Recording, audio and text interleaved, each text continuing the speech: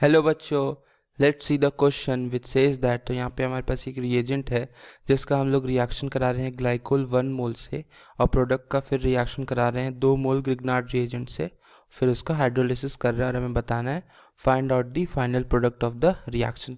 तो हम एक एक करके सारे रिएक्शन देखेंगे और फिर पहुँच जाएंगे कि what is the final product. तो हमारा जो पहला रिएजेंट है डैट इज़ एक साइक्लिक रिंग स्ट्रक्चर जिसपे कीटोन ग्रुप अटैच्ड है और एक ईस्टर ग्रुप अटैच्ड है, that is OET, that is ethyl group, और इसका हम लोग रिएक्शन करा रहे हैं ग्लाइकोल से।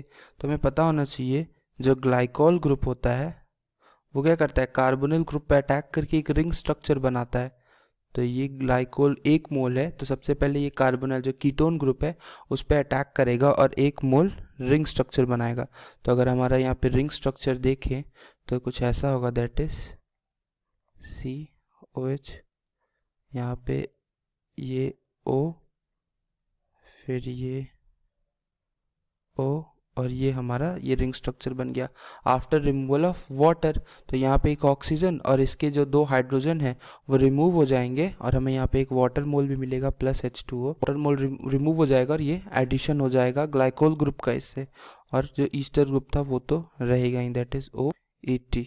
अब इसका जब क्वेश्चन में देखें तो इसमें क्या है कि 2 मोल ग्रिग्नार्ड रिएजेंट से रिएक्ट कर रहा है। तो पहले हम 1 मोल ग्रिग्नार्ड रिएजेंट से कैसे रिएक्ट करेगा वो देख लेते हैं। जब इसे पहला मोल ग्रिग्नार्ड रिएजेंट अटैक करेगा दैट इज फिनाइल MgBr, तो ये क्या होगा कि इसमें जो फिनाइल ग्रुप है वो एक नेगेटिव चार्ज लेके दैट इज PH माइनस क्या करेगा, इस पर अटैक करेगा। तो सबसे तो ये इसका OET that is Easter group को रिमूव करेगा और खुद वहाँ पे जाके जुड़ जाएगा। तो जो पहला स्ट्रक्चर बनेगा दैट इज O, इसमें तो ये ग्लाइकोल ग्रुप लगा ही हुआ होगा और इससे जो का ये ईस्टर ग्रुप रिमूव होके यहाँ पे फिनाइल ग्रुप लग जाएगा। अब इसे एक और मोल जब हम ग्रिग्नार्ड रिएजेंट अटैक कराएंगे तो क्या करेगा, न्यूक्लियोफिलिक साइड पे अटैक करेगा, क्योंकि पीएच जो फिनाइल है उस पर क्या होता है, एक नेगेटिव चार्ज होता है, तो वो न्यूक्लियोफिलिक साइड पे अटैक करेगा। तो यहाँ पे जो सबसे ज़्यादा न्यूक्लियोफिलिक साइट है वो क्या है, कार्बोनाइल ग्रुप का है। तो यहाँ पे जो सबसे ज़्यादा न्यूक्लियोफिलिक साइट है वो है ग्रुप का। ये कार्बोनाइल ग्रुप पे जब अटैक करेगा तो ऑक्सीजन क्या करेगा, क्योंकि ऑलरेडी कार्बन की वैलेंसी फुलफिल्ड है, तो ऑक्सीजन क्या करेगा, कार्बन से अपना जो इलेक्ट्रॉन है वो ले लेगा और अपने पे क्या करेगा, नेगेटिव चार्ज एक्वायर करेगा, और कार्बन क्या करेगा, फिर बॉन्ड बना लेगा और ये दूसरा फिनाइल तो बॉन्ड बनेगा ही।